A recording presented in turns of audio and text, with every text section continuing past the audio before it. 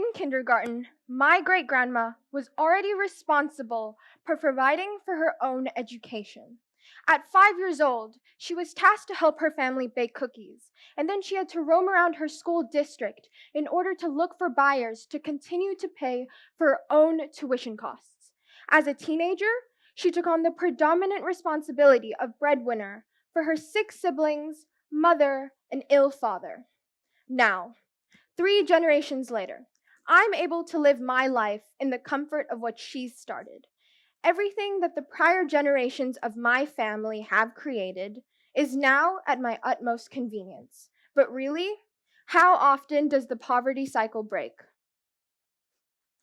The poverty cycle, where a household is subject to the conditions of poverty for a lengthy duration of time, and due to these realities are unable to get themselves out, therefore leaving them trapped generation after generation. According to BPS, Statistics Indonesia, in September 2021, they reported that around 9.71% of our population was making and living under 2.1 million rupiah a month. Millions are not able to afford proper housing, access to health care, and the biggest catalyst of change, an effective education. And whilst all of us live here in Indonesia, I would assume that many of us have only been exposed to a small fraction of the education-related happenings around this country. So I thought I would show you. Around 1,500 years ago, during the times of the earliest kingdoms, the only form of education was found in religious monasteries. But after the colonial era and the Dutch came, the elementary style schooling system was introduced to us. And in 1830, the first Dutch schools opened its doors for wealthy local students. After Indonesia declared its independence, our education system was left in shambles. So we had to build from ground up, therefore creating the Ministry of Education. Flash forward to the Suharto times, and government propaganda had started making its ways into our schools. After Suharto's resignation, in a process of something that's called decentralization, control over all schools was scattered around to district-level governments. And most recently, due to the COVID-19 pandemic, around 18 million students have suffered secondary effects. The first 9 years of a child's schooling is provided free of charge in all public schools around the country. But what poses as a major problem is the poor infrastructure, quality of the curriculum, and inadequate funding. Here in Bali, due to the many desas and banjars, many don't have a national school funded by the government present within. And whilst there are sometimes bad budgets allocated to these schools, many are left to fend for themselves. Ever since the brainstorming process of Quest itself, I've been very adamant on pursuing something to do with this cause. My parents came from 2 completely different schooling backgrounds, and they're now able to provide me with opportunities to learn in such fantastic learning environments. I've realized how vital it really is to do something, and here I'm doing something to help. So, after lots of brainstorming, I finally decided to merge a passion project of mine with this cause. Crochet, which is the process of weaving in together yarn to create textured pieces. I've crocheted for well over a year now, and what started as quite an innocent hobby that I picked up at Ibu Preni's art class quickly morphed into something that I do daily, sometimes for hours on end. This became my final Quest project, Stitches for Supplies, where I would hand make and sell my own crochet pieces, and then use all of the proceeds to buy school supplies for rural communities around the island. Because something that you might potentially take for granted, like your pencils and paper, are actually a really vital learning asset. And with access to our school library and classroom games, these just further contribute to our experience in general. Getting this idea in the middle of the school night was eventful. Executing this idea was a huge challenge, so I got to work.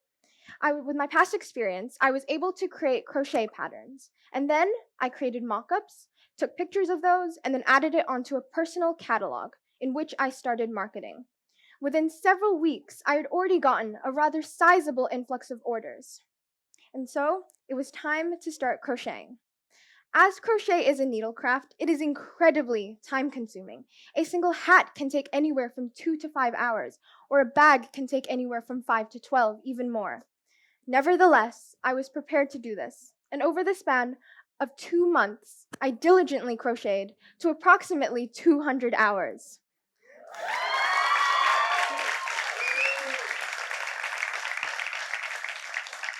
Sometimes during Jalan-Jalan time, but mostly on my own personal time.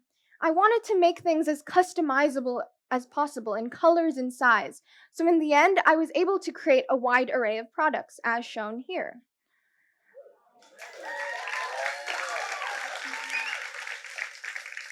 During my research phase, I came across an organization called the Bali's Children Project, which are a nonprofit dedicated on bettering the circumstances of children from lower income families, in which they have many different programs that they run to do so.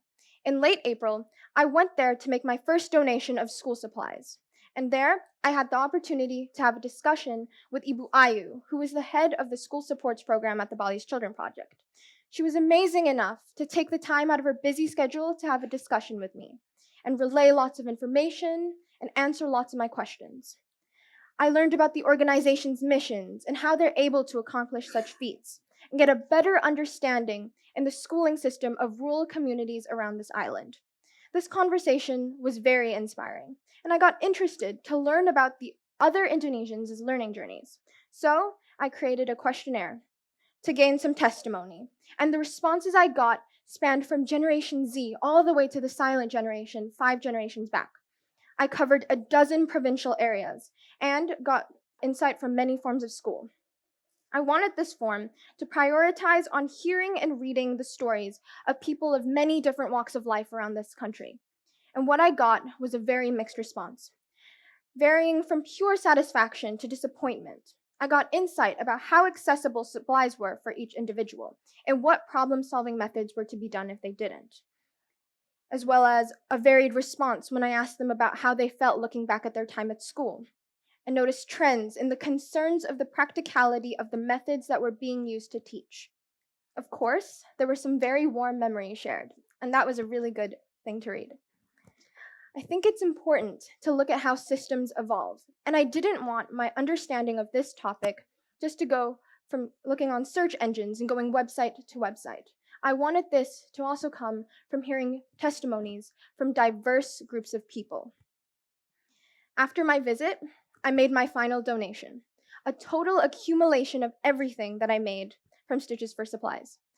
3.5 million rupiah.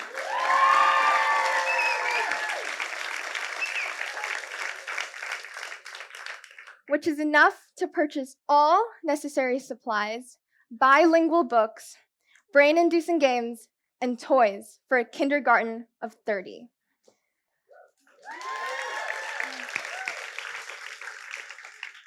With such a diverse community like Green School, there are vast amounts of education backgrounds around this country. And today for Quest, we're all joined here with the same purpose of congratulating and celebrating the education us students have gotten. We must not take any of this for granted. I would like to take the time to thank my teachers who have guided me throughout this whole journey, as well as everyone who has supported me along the way. And lastly, to my great-grandmother, who with all her courage and perseverance has led me here to this moment today. Thank you. Thank you.